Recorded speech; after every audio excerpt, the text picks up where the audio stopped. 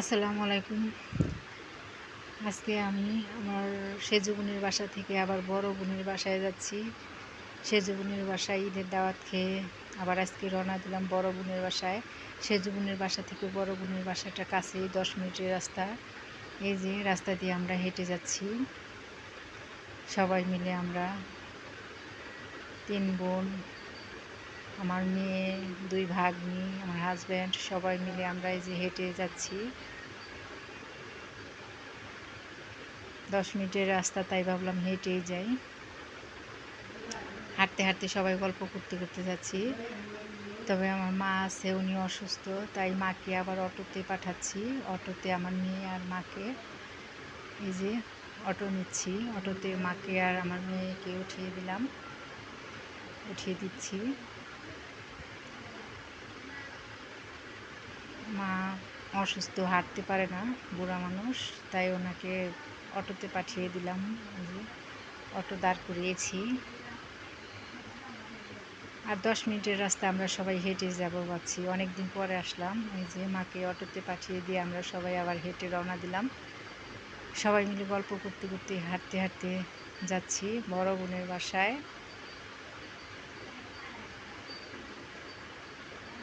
এই তো রাতুলের আব্বু আগে হাঁটতেছে, হাঁটতে হাঁটতে আমরা সবাই পিছনে পিছনে যাচ্ছি। শালনা থেকে শিমুলতলির এই রাস্তা, যেটা শালনা থেকে শিমুলতলির রাস্তাটা এখন আগের থেকে অনেক সুন্দর হয়েছে, পিচ করেছে, আগে ভাঙাচোরা ছিল, এখন অনেক সুন্দর হয়েছে। এই রাস্তা দিয়ে হাঁটতে ভালো লাগে, দুই পাশে বাগান আর মাঝখান দিয়ে সুন্দর রাস্তা, পিচ করা পাকা রাস্তা। এই তো সামনে বঙ্গবন্ধু কৃষি বিশ্ববিদ্যালয়ের প্রথম গেট, এখানে গাজীপুর বঙ্গবন্ধু কৃষি বিশ্ববিদ্যালয়ের গেট। এখানে আমার বোনের বাসাটা, ওটার কাছেই 2 বোনের বাসা, ওটার দুই পাশে 2 বোনের বাসা, দুই পাশে এই যে বঙ্গবন্ধু কৃষি বিশ্ববিদ্যালয়ের প্রথম গেট, এটা হচ্ছে প্রথম গেট। এই রাস্তা দিয়ে যেতে হয়। আর একটু সামনে এগিয়ে গেলে আমার বড় বোনের বাসা।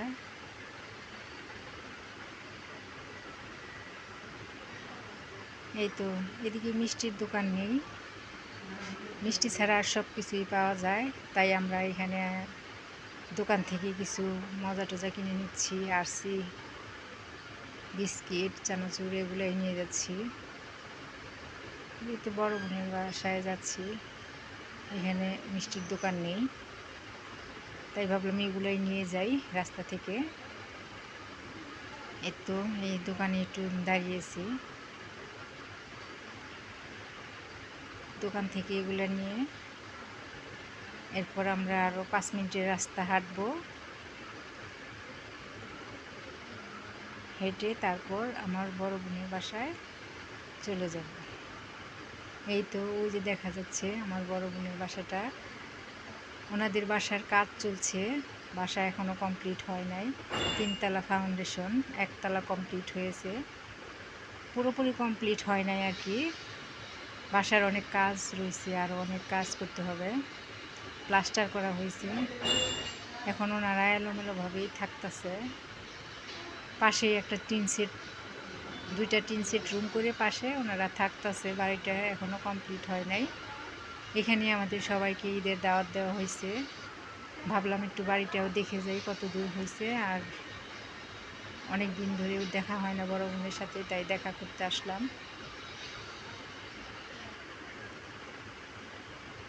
এই তো আমার বড় বোন দেখি দুয়ারের এক পাশে রান্না করছে, সব কিছু আগের ভেঙে ফেলা হচ্ছে।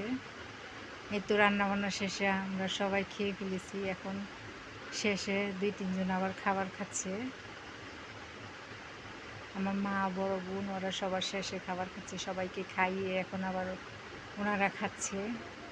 আমার বড় বোন, সেজু বোন, মা, আমরা সবাই আগেই খেয়ে ফেলেছি। এই যে ঈদের আয়োজন, গরুর মাংস, মুরগির মাংস, পোলাও, সালাদ, ডাল, সেমাই, মিষ্টি, এগুলা। ঈদের আয়োজনে যা থাকে আর কি, এগুলাই। এই যে সবাই মিলে খাওয়া